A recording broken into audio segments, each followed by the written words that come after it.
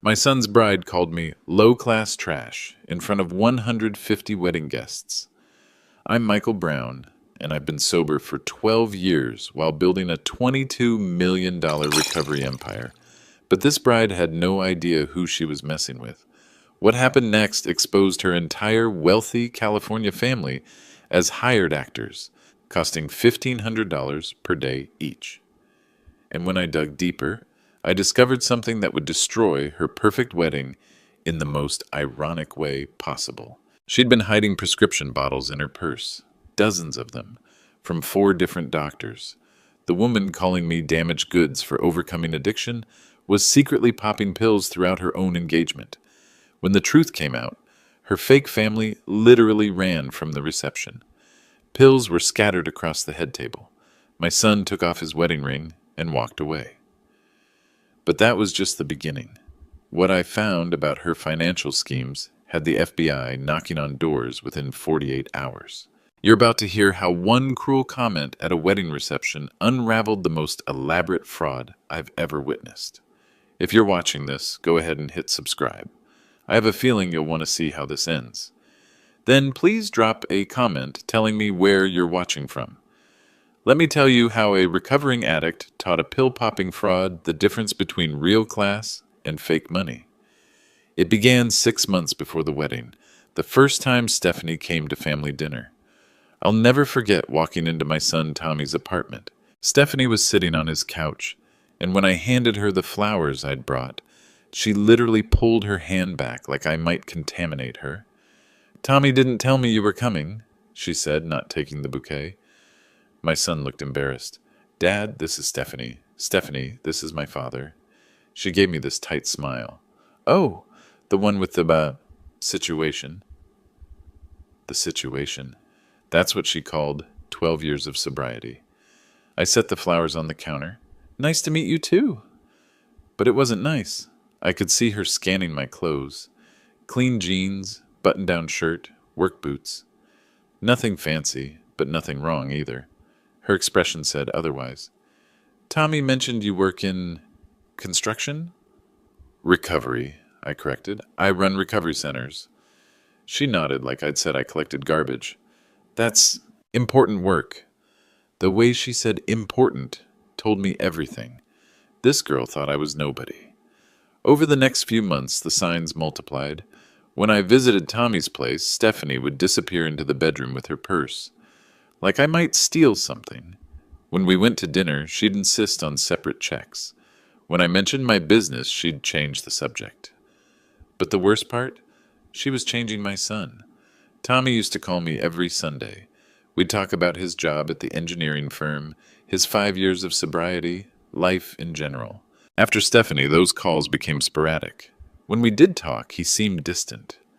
"Dad, maybe you could tone down the recovery stuff around her?" I was standing in my office at the New Hope Recovery Center in Scottsdale. Through the window, I could see clients walking to group therapy. Real people fighting real battles. Tone down the recovery stuff? She just thinks it's kind of heavy. Her family's more private about personal issues. Her family. That was another thing. 6 months of dating, and I'd never met them. They lived in California, she said. Old money, very exclusive, very busy. What kind of business is her family in? Investments, real estate. Stephanie doesn't like talking about it. She says it's gauche to discuss money. I hung up that day feeling smaller than I had in years. Here I was, running 8 recovery centers across Arizona, employing 200 people, helping thousands get clean. But to this girl and her mysterious family, I was just a former addict who got lucky. The final straw came 3 weeks before the wedding. I was at Tommy's place, helping him move furniture. Stephanie was in the kitchen on the phone with someone, her mother apparently. "No, Mother, you don't understand. His father has a past. Drug issues, I know, but what can I do? Tommy's already attached." She didn't know I could hear her. "Well, at least we don't have to socialize with him much after the wedding. I've made sure he's at table 12. In the back, near the service entrance." Table 12, near the service entrance. I'd been in recovery long enough to know when someone was trying to make me feel ashamed. But I'd also been in business long enough to know when someone was lying.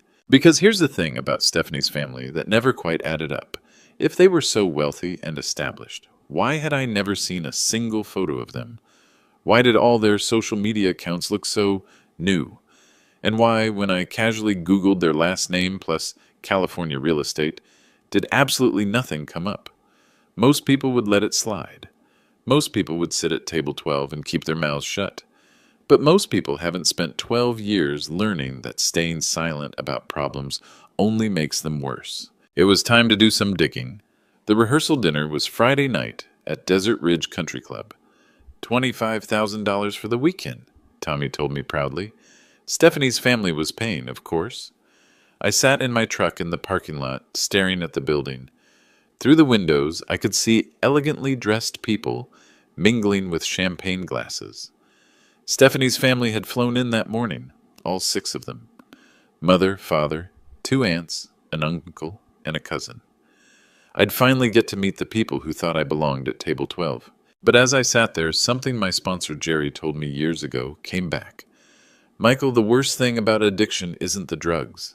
It's letting people make you feel like you deserve less than respect. If I stayed quiet tonight, what message was I sending? To Tommy, that it was okay to let his future wife disrespect his father. To myself, that 12 years of sobriety and building a business meant nothing if the wrong person said so. To every client who walked through my recovery center doors, that shame never really goes away. The stakes weren't just personal anymore. I thought about Marcus, a 24-year-old who'd been clean for 6 months.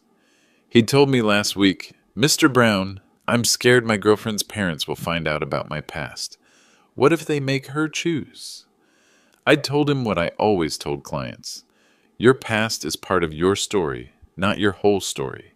Anyone who can't see your worth doesn't deserve your time. Now here I was, taking my own advice, or failing to. I pulled out my phone and looked at the text I'd received that afternoon from Dr. Sarah Williams, my business partner at the recovery centers. Sarah and I had built this empire together, her medical expertise, my lived experience. "Michael, you asked me to look into something discreetly. Call me. We need to talk." I'd asked Sarah for a favor 3 weeks ago, right after overhearing Stephanie's phone conversation. Sarah had connections in California from her residency at Stanford. I'd asked her to make some quiet inquiries about Stephanie's family.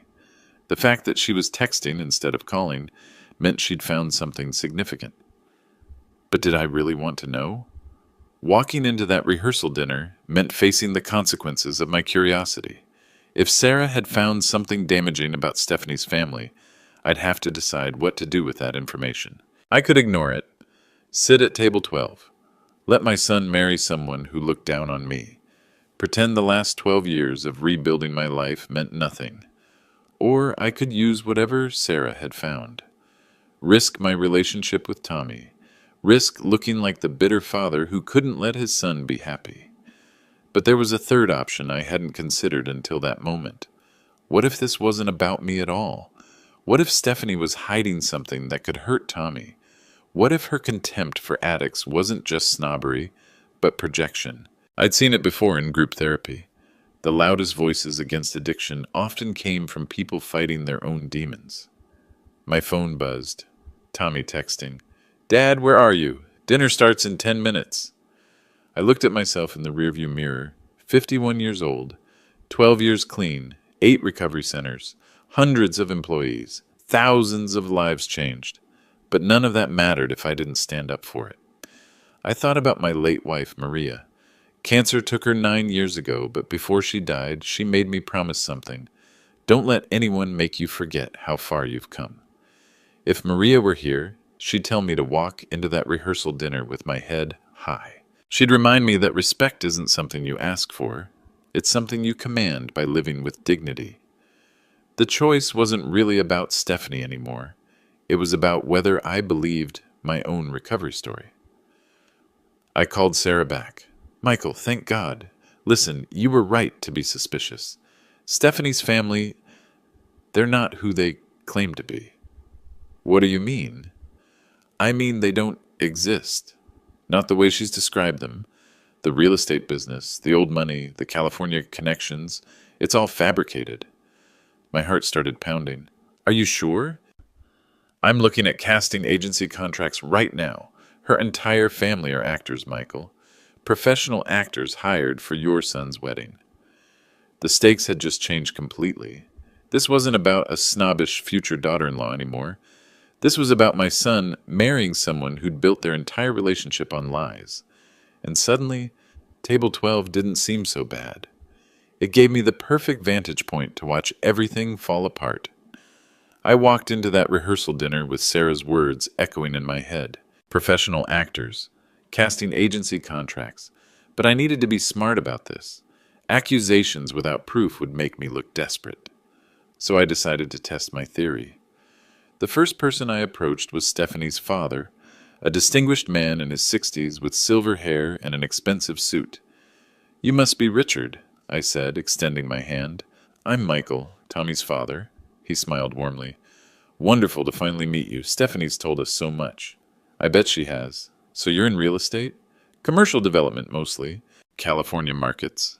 Which areas specifically? A slight pause. Oh, various regions. Northern California, primarily. I nodded. My recovery centers work with a lot of commercial developers. Maybe we know some of the same people. What's your company called? Another pause. Longer this time. Hartwell Properties. We're fairly boutique. Hartwell Properties. I made a mental note to Google that later, though I suspected I wouldn't find much. And how long have you been in business? 23 years this fall. Interesting. Very specific number for someone who seemed nervous about details. I moved on to Stephanie's mother, an elegant woman dripping in jewelry that looked expensive but somehow new, like it hadn't been worn much. Margaret, right? Beautiful necklace. She touched it reflexively. Thank you. It's been in the family for generations. Really? It looks like Tiffany. Recent collection? Her smile faltered for just a moment. Oh, no, it's much older than that. European. My late wife loved jewelry. She had a good eye for provenance. May I? I leaned closer to examine the necklace, and there it was, a tiny Tiffany hallmark that anyone who'd spent time in jewelry stores would recognize. Recent, not vintage. Gorgeous piece, I said. Your family has excellent taste. The evening continued like this. Small conversations, gentle probing, watching for inconsistencies. Stephanie's uncle claimed to be a wine collector but mispronounced Bordeaux. Her aunt said she summered in the Hamptons, but didn't know which towns were actually in the Hamptons. The cousin claimed to have gone to Yale, but couldn't name a single residential college. But the real test came when I sat down next to Stephanie herself. Your family seems wonderful, I said. They are. Very accomplished. Your father mentioned Hartwell Properties. I looked them up on my phone. Interesting that there's no website. Stephanie's jaw tightened slightly. They're very private. Old school. Of course. And your mother's jewelry collection is impressive. Family heirlooms. That Tiffany necklace especially. The Celeste collection, right? Came out last year. Now her face went pale. It's not Tiffany. Oh, I'm sure it is. My wife used to drag me to Tiffany all the time. I recognize that setting. Stephanie stood up abruptly. Excuse me, I need to powder my nose. She was rattled. Good. But Tommy noticed our conversation from across the room. He came over looking concerned. Dad, is everything okay? You look like you're interrogating people. Just getting to know your future in-laws. Stephanie seemed upset. I looked at my son, really looked at him. 5 years sober, good job, happy, or at least he had been before this relationship started consuming him. Tommy, can I ask you something? How well do you actually know Stephanie's family? What do you mean? I mean, have you spent time with them? Visited their house? Met their friends? Tommy frowned. They're very busy and private. How did you meet Stephanie? At a conference. She was representing her family's foundation. What foundation? The Hartwell Foundation. They do charity work. Another mental note. I'd be researching that too. And you've never been to California to visit them? Stephanie prefers we keep our relationship separate from family business. She says it's cleaner that way. Cleaner or harder to verify. That's when Stephanie returned from the bathroom, and I could see she'd been making phone calls. She looked composed again, but there was something different in her eyes. She walked straight up to me. Michael, I think we should clear the air. About what? About your attitude toward my family. I don't have an attitude. I'm just curious about the people my son's marrying into.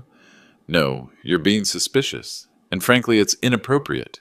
Her voice was getting louder. Other guests were starting to notice. Suspicious of what? Of people who come from a different background than you. There it was, the class card. Different how? Educated, established, successful. You think I'm not successful? I think you're threatened by people who didn't have to claw their way up from nothing. The conversations around us were stopping. This was becoming a scene. Claw my way up from what, exactly?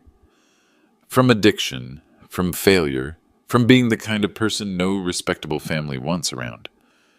Complete silence in the room now. Tommy stepped forward. Stephanie, that's enough. But she wasn't done. No, Tommy, this needs to be said. Your father clearly resents that my family has standards, that we don't think his past makes him qualified to judge us. Judge you how? By acting like we're somehow fake or suspicious just because we have class.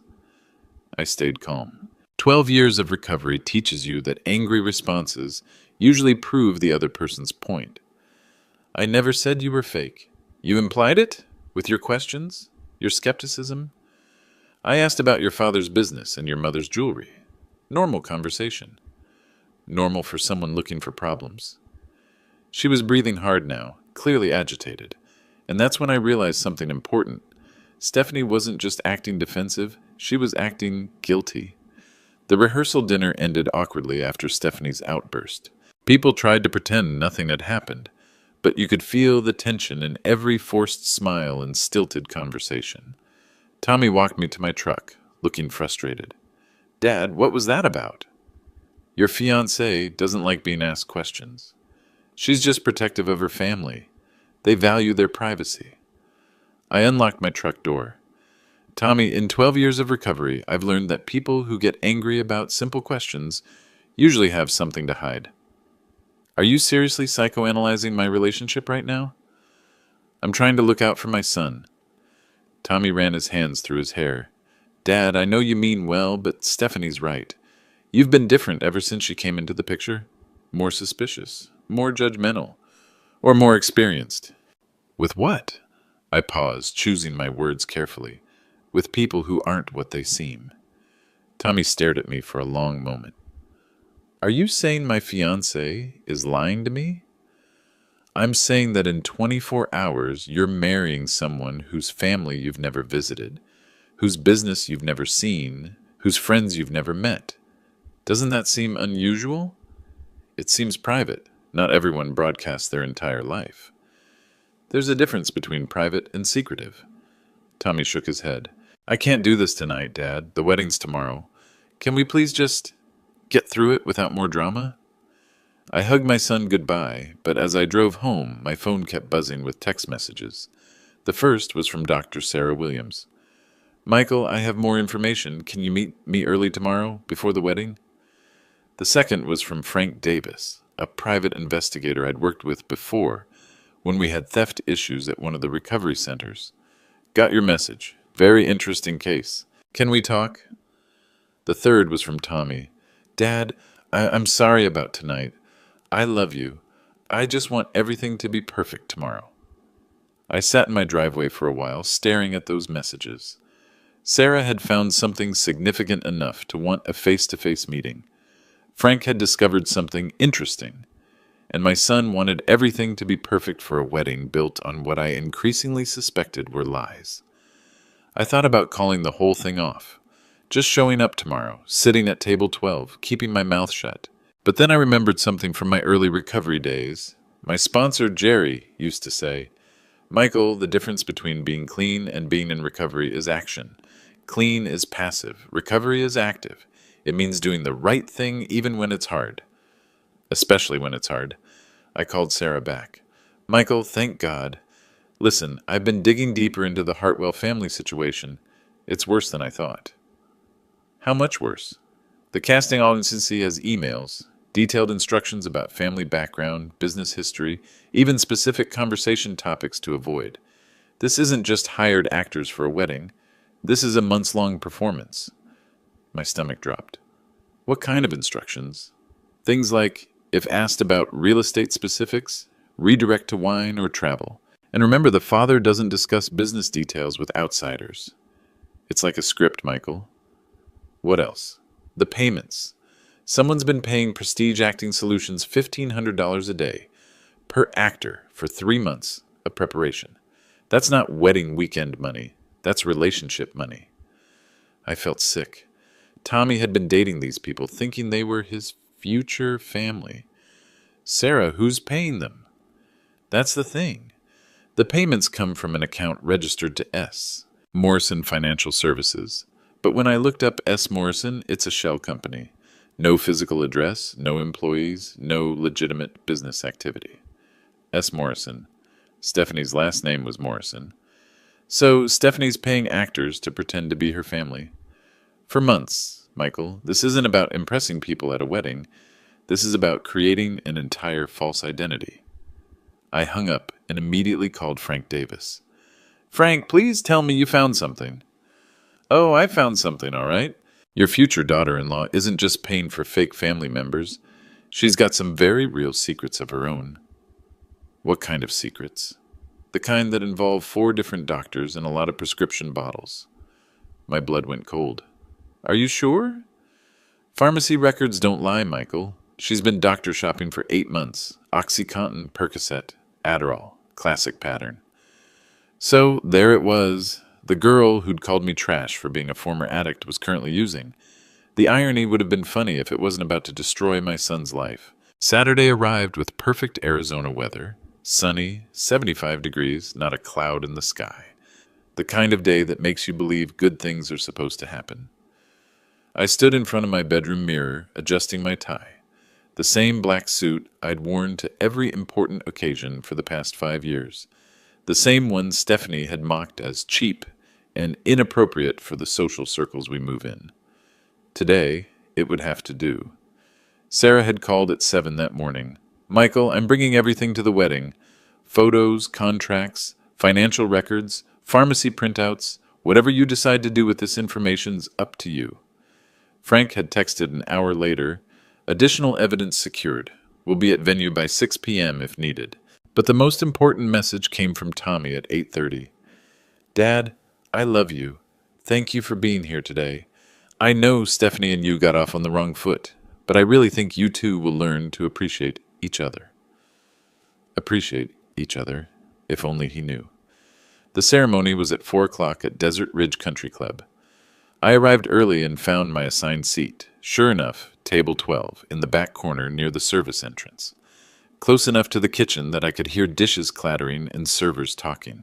But you know what? Table 12 had an excellent view of the whole room. The other guests began arriving around 3:30.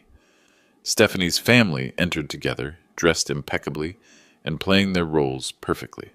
Her father greeted other guests with confident handshakes. Her mother air-kissed acquaintances with practiced elegance. They were good actors, I had to admit.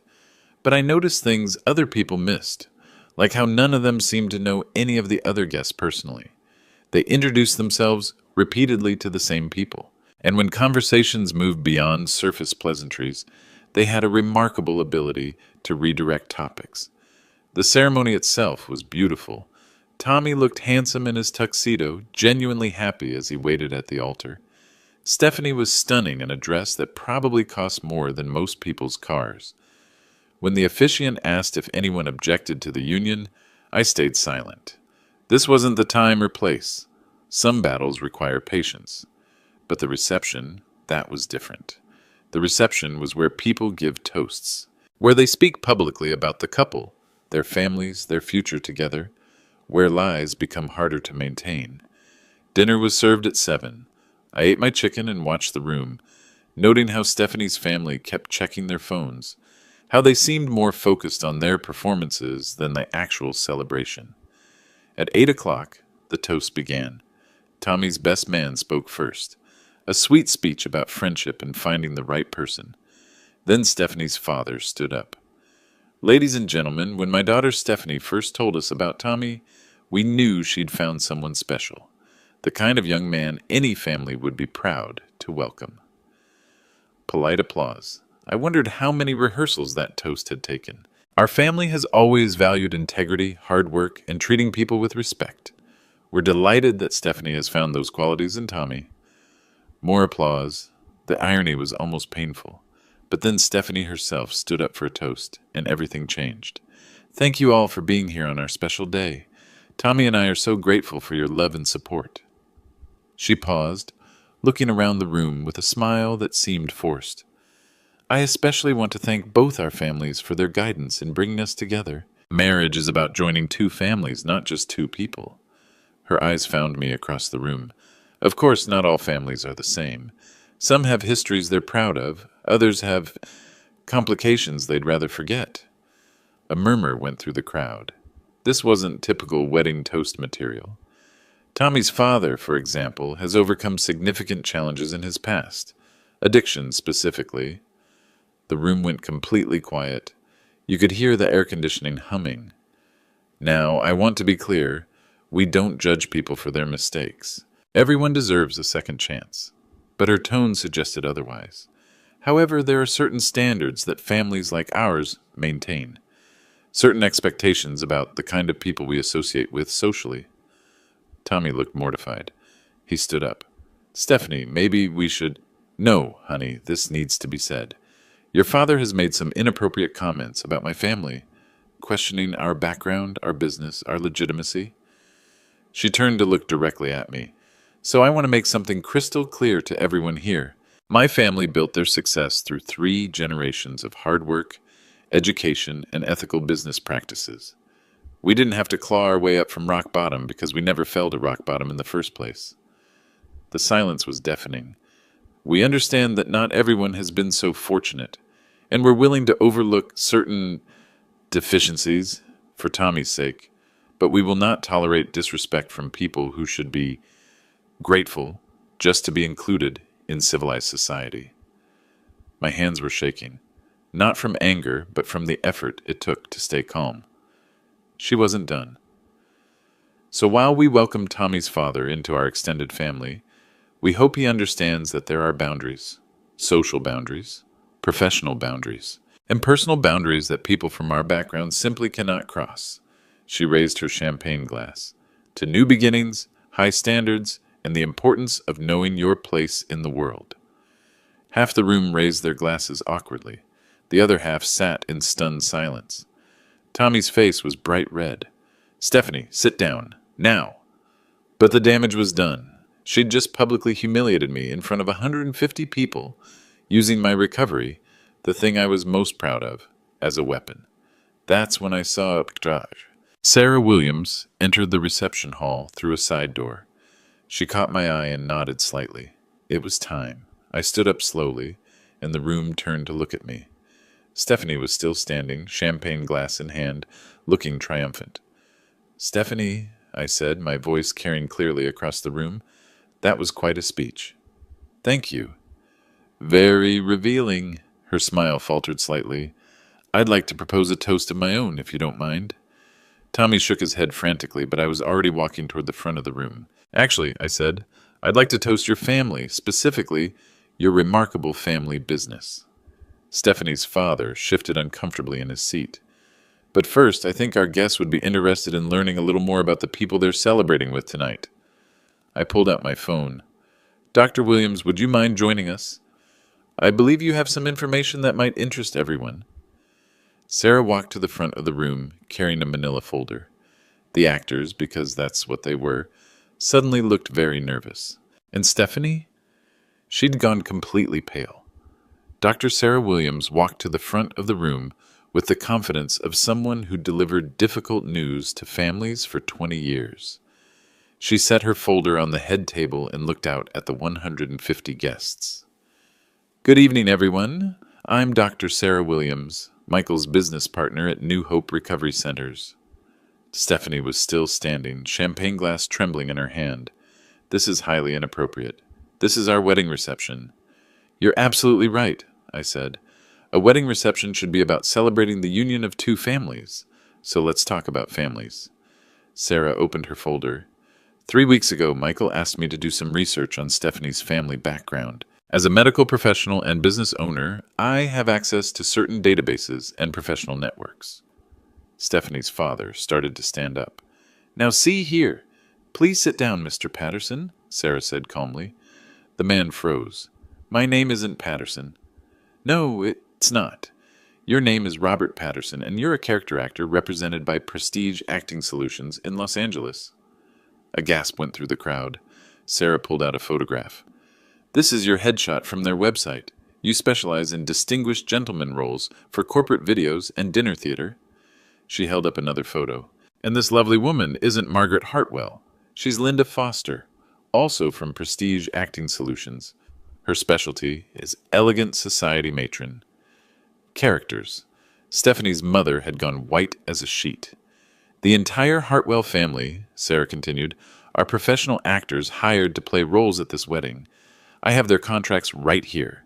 She pulled out a thick stack of papers. $1,500 per day per actor for 3 months of preparation. Total cost, approximately $75,000. The room erupted in whispers and shocked murmurs. Stephanie finally found her voice.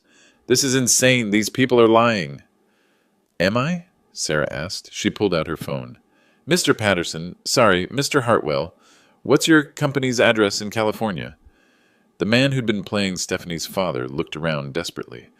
We don't give out business addresses to strangers. How about your company's phone number? Silence. Or the name of a single project your development company has completed? More silence. Sarah turned to the woman playing Stephanie's mother. Mrs. Hartwell, tell us about your family's jewelry collection, specifically that Tiffany necklace you're wearing. The woman's hand flew to her throat. It's not Tiffany. Sarah pulled out a receipt. According to this sales record, it was purchased from Tiffany Beverly Hills 3 days ago for $8,000, charged to a credit card registered to S. Morrison Financial Services. The room was buzzing now.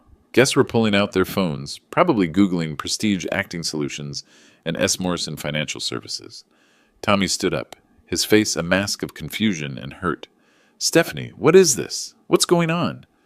Stephanie's composure was cracking. It's a misunderstanding. These people are confused. Am I confused about this? Sarah held up another document. This is an email thread between you and Prestige Acting Solutions dated 4 months ago. The subject line is Extended Family Portrayal Services. She began reading. Need 6 actors to portray wealthy California family members for important social events. Must be convincing in roles of parents, aunts, uncle, and cousin. Background story. Real estate development family, old money, very private about business details. The fake uncle, a man in his 50s who'd been charming everyone all evening, suddenly stood up and headed for the exit. Leaving so soon? I called after him. He kept walking. The fake cousin followed, then the fake aunts. Within minutes, 4 of Stephanie's 6 family members had fled the reception. Only the fake parents remained, looking like deer in headlights. This is impossible, Stephanie said, but her voice was shaking. You're making this up. That's when Frank Davis appeared at the back of the room. I'd texted him during Sarah's presentation. Frank, I called out. Perfect timing. Did you bring those pharmacy records we discussed? Frank walked forward, carrying his own folder. Stephanie Morrison, I'm Frank Davis, licensed private investigator. I've been researching your background for the past week. You have no right. Actually, I do. Prescription drug databases are part of public health monitoring, and you've been very busy. He opened his folder. 4 different doctors, 7 different pharmacies, 8 months of prescription shopping. Frank began reading from a list. Dr. Martinez at Phoenix Pain Management, 60 OxyContin, prescribed for chronic back pain. Dr. Stevens at Scottsdale Family Medicine, 40 Percocet, prescribed for dental surgery recovery. Dr. Thompson at... Stop! Stephanie screamed. Just stop! But Frank continued. Dr. Wilson at Mesa Medical Center, 90 Adderall, prescribed for adult ADHD. Interesting thing about that one, you filled it at 3 different pharmacies in the same week. The room was dead silent except for Stephanie's heavy breathing. The total? Frank looked up. 180 pills in the past 2 months alone. That's not medication, that's abuse. Tommy sank into his chair, his head in his hands. So let me understand this, I said, my voice carrying across the silent room. The woman who just gave a speech about families with standards, who called me damaged goods for being a former addict, who said I should be grateful just to be included in civilized society, that woman is currently using prescription drugs illegally while paying actors to pretend to be her family. Stephanie was shaking now, tears streaming down her face. You don't understand. I needed them. The pressure, the planning, everything had to be perfect. Perfect? I walked closer to her. You built your entire relationship with my son on lies. You've been high for most of the courtship, and you just humiliated me for overcoming the exact same disease you're suffering from right now. It's not the same, she whispered. You're right. It's not the same. I got help. I got clean. I built a life helping other people recover. You hired actors and stole pills. Tommy finally looked up. Stephanie, is this true? All of it? She couldn't speak. She just stood there, tears ruining her makeup, her perfect wedding dress suddenly looking like a costume. The wedding's off, Tommy said quietly. Tommy, please. The wedding is off, he repeated louder this time. Everyone, I'm sorry, but there's not going to be a marriage today. Stephanie's remaining fake parents, the actors, chose that moment to make their exit, practically running for the door. The real guests sat in stunned silence, unsure whether to leave or stay or start taking pictures. The reception hall had become a circus. Guests were whispering frantically, some taking photos, others calling relatives to report the drama. The wedding coordinator was trying to figure out what to do with the cake, the band, the flowers, but I wasn't done yet. Stephanie, I said, my voice cutting through the chaos, before everyone leaves, I think there's one more thing our guests should know. She looked up at me through tears and smeared mascara. Please, haven't you done enough? Frank, I called to the private investigator, that other information you mentioned about the prescription fraud investigation? Frank nodded grimly. The Arizona State Board of Pharmacy has been tracking unusual prescription patterns for 8 months. Your name flagged their system 3 weeks ago. Stephanie's face went chalk white. What does that mean? Tommy asked. It means, Frank explained, that obtaining controlled substances through deception, using multiple doctors, or filling prescriptions at multiple pharmacies to avoid detection are all felonies under Arizona law. Felonies? Stephanie whispered. Class 4 felonies, specifically, punishable by up to 3 years in prison. The remaining wedding guests were riveted now. This wasn't just family drama anymore. This was a criminal matter unfolding in real time. Dr. Sarah Williams stepped forward. Stephanie, as a medical professional, I'm required to report suspected prescription drug abuse to the appropriate authorities, especially when it involves illegal procurement methods. You can't do this to me, Stephanie said, but her voice was breaking. My career, my reputation. Your career? I interrupted. What career?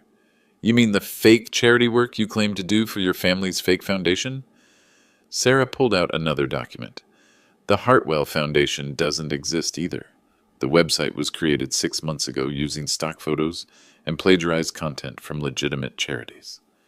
Even your supposed job is fake, Frank added. There's no record of employment anywhere. No tax returns showing legitimate income.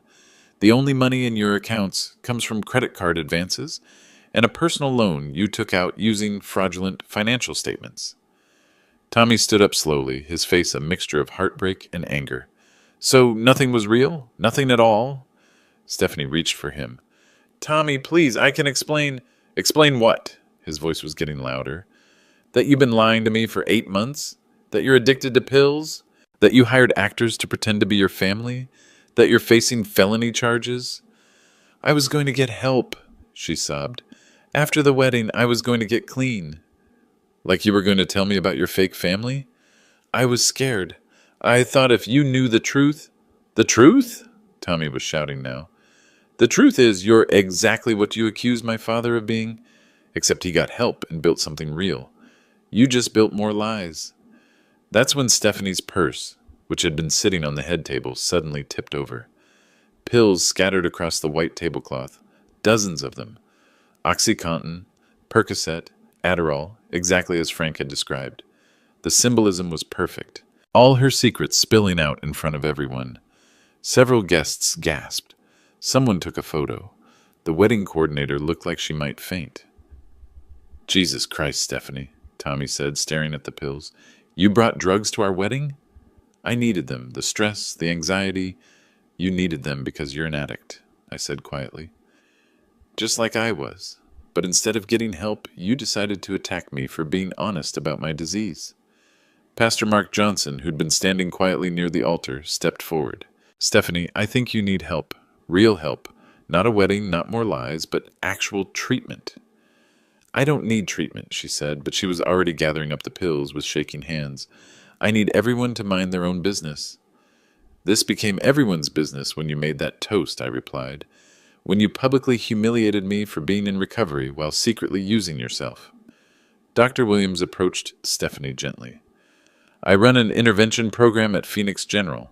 We can get you into treatment tonight if you're willing." "I'm not going anywhere," Stephanie snapped, stuffing pills back into her purse. "This is my wedding day." "No," Tommy said firmly. "This was going to be our wedding day. Now it's the day I found out I don't know you at all." He pulled off his wedding ring and set it on the table next to the scattered pills. "Tommy, wait!" But he was already walking away, and this time he didn't look back. Frank Davis approached Stephanie with a business card. "I've already filed my report with the State Pharmacy Board. You'll probably be hearing from investigators within 48 hours. You need a lawyer. And you need treatment," Dr. Williams added, "before this gets worse." Stephanie looked around the room at the 150 guests who'd just witnessed her complete downfall. Some were already leaving. Others were still taking pictures. A few were Googling prescription drug fraud penalties on their phones. "This is all your fault," she said to me, her voice venomous. "If you'd just minded your own business." "If I'd minded my own business," I interrupted, "my son would have married someone living a lie. Someone who's sick and refuses to admit it. Someone who thinks the solution to addiction is to attack other addicts." I walked over to where Tommy was standing by the exit, looking shell-shocked. "Son, I'm sorry this happened, but I'm not sorry you found out the truth." He looked at me with tears in his eyes. "Dad, how did you know?" 12 years of recovery teaches you to recognize the signs. The anger, the defensiveness, the projection. She was accusing me of everything she was guilty of herself. Tommy hugged me then, really hugged me, for the first time in months. "I'm sorry I didn't believe you. I'm sorry I let her treat you that way. You don't need to apologize for caring about someone, even when they don't deserve it." Behind us, Stephanie was arguing with the wedding coordinator about refunds. The fake parents had long since disappeared. The pills were still scattered on the head table like evidence at a crime scene. It was the most expensive lesson in truth I'd ever witnessed. The aftermath of the wedding that wasn't spread faster than wildfire in our small recovery community. By Sunday morning, my phone was buzzing with calls from clients, colleagues, and friends who'd heard what happened. Word travels fast when someone publicly attacks addiction recovery and then gets exposed as an active user. Dr. Williams called first. "Michael, I wanted you to know Stephanie checked herself into Desert Haven Treatment Center last night." "Good. That's the right choice." "It is, but I also wanted to tell you that 3 of our current clients called me yesterday. They heard about what happened and wanted to share their own stories about family members who judged their recovery." That was the part I hadn't expected. The ripple effect. Marcus, the 24-year-old I'd been working with, left a voicemail. "Mr. Brown, I heard what happened at your son's wedding. I just wanted to say thank you for standing up for all of us. My girlfriend's parents have been giving me grief about my past, and seeing how you handled it gives me courage to set my own boundaries." 3 other clients called with similar messages. Suddenly, this wasn't just about my family drama. It had become a teaching moment for people struggling with shame and stigma. Tommy came to see me Sunday afternoon. He looked exhausted, but clearer somehow, like a fog had lifted. "Dad, I need to ask you something. How long did you know?" I made us coffee and sat down across from him at my kitchen table. "I suspected for weeks. but I didn't have proof until Sarah's investigation confirmed it. Why didn't you tell me sooner? Would you have believed me? He was quiet for a long moment. Probably not.